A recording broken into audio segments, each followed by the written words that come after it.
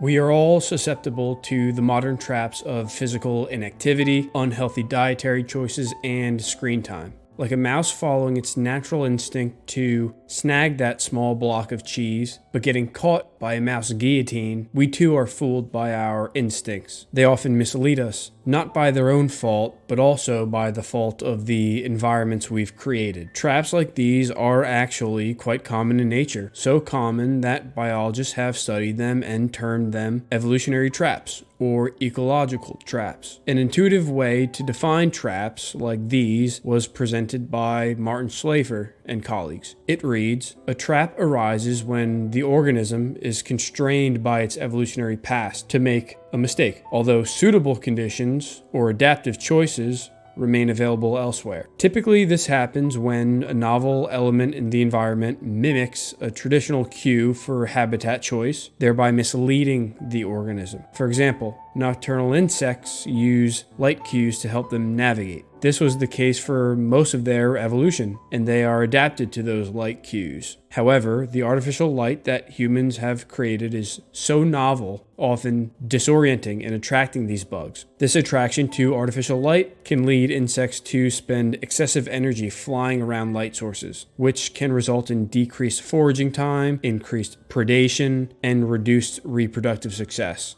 In extreme cases, insects may be drawn towards artificial lights to the point of exhaustion or death. A large portion of these evolutionary traps are the product of human intervention, but non-human species aren't the only victims. We are too. We are both the beneficiaries and the victims of the modern world we've created. Have we constructed our own evolutionary traps, tempting us towards suboptimal behavioral choices?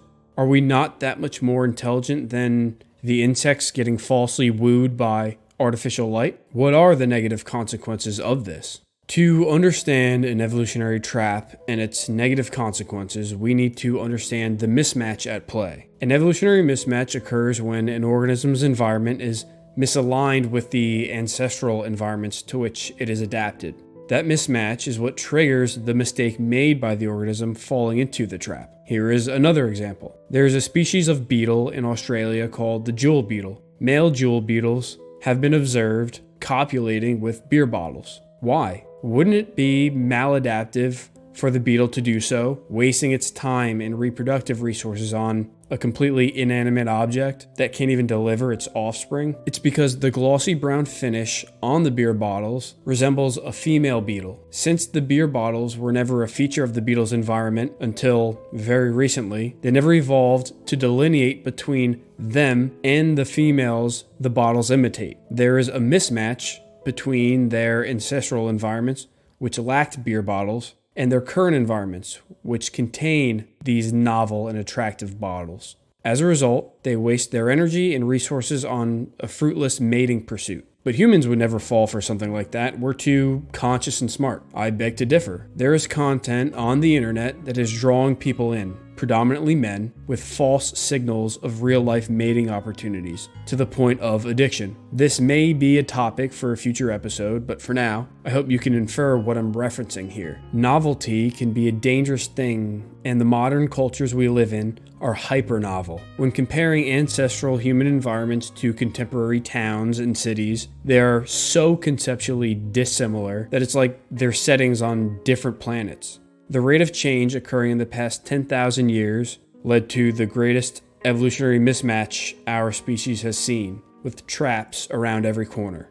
What follows are 4 traps that you and I are susceptible to, but will hopefully become more aware of, giving us the advantage when fighting off our beetle-like instincts. Number 1, something I talk about a lot on this channel, is processed foods. Food is, and always has been, a necessary component of survival. However, it has always been a finite resource.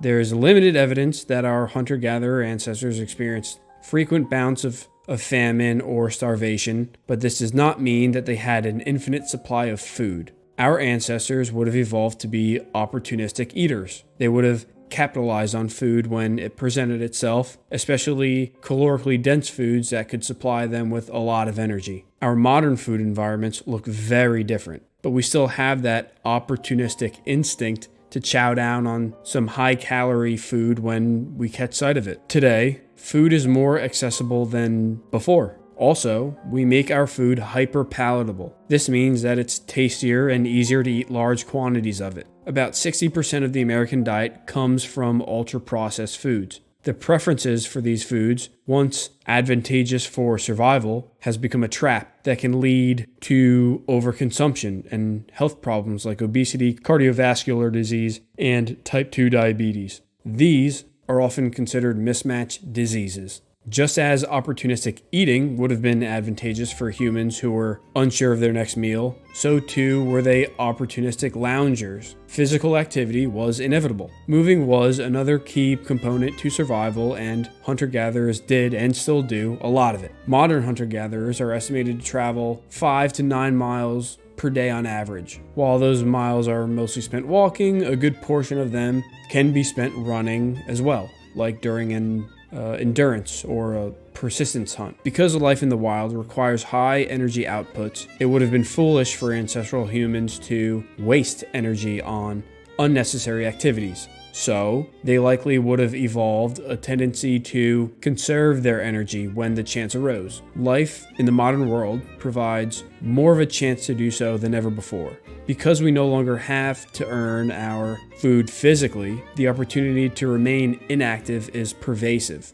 Especially in combination with our easy access to calories, physical inactivity has contributed to our population's obesity epidemic by decreasing our energy output relative to input. Another is artificial light. Artificial light is a circadian disruptor. It dissociates your physiological clock from the natural day-night cycle. Circadian disruption leads to metabolic disturbances associated with several abnormal physiological conditions such as cancer, obesity, coronary heart disease, oxidative stress, and immunological variation. The natural environments we evolved in did not permit us to view bright lights late into the night. The bright sun marked the day and the dim moon marked the night. Returning back to such an environment can actually help realign our circadian rhythms with these natural fluctuations. One study compared participants' circadian rhythms during regular daily life to when they spent 1 week camping with no artificial light but a campfire. They found that after just 1 week, the natural light-dark cycle of camping can advance the circadian clocks of these quote-unquote night owls, inducing sleep patterns more in line with the natural fluctuations in daylight. It's also very interesting that this effect occurred despite exposure to firelight. This could be because humans have been using fire long enough to adapt to its presence, unlike electrical light.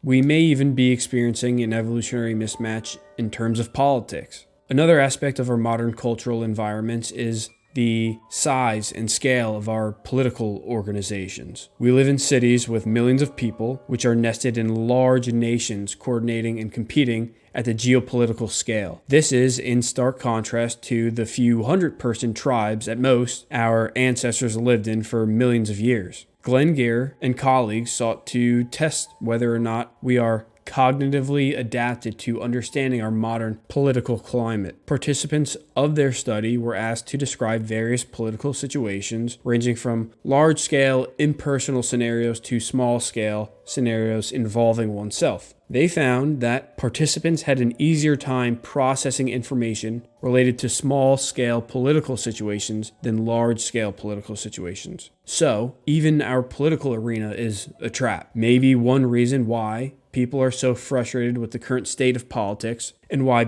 politicians seem so out of touch with the general public is that we are not psychologically adapted to thinking at such large organizational scales. Like a fish biting the bait, we are also deceived by our senses. Our perceptions, being adapted to the environments of our pre-modern state of nature, often fail to assign the proper value to modern environmental cues. In ancestral environments, high-calorie foods meant survival. High calorie equals high value. In the obesogenic state of today, high-calorie foods pose a health risk. These traps can be so powerful that they often pull us in despite our conscious efforts to maintain discipline and avoid them. I've now shown how food is just one example of an evolutionary mismatch people may struggle with today. Sedentary lifestyles, artificial light, and even politics are all features of the human environment that have changed dramatically in the past few millennia. Yet, understanding these traps offers hope.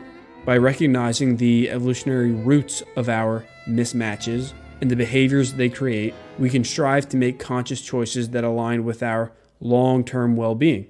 Through education, awareness, and deliberate efforts to rewire our instincts and environments, we can mitigate the effects of these traps and forge a path towards healthier, more sustainable lifestyles.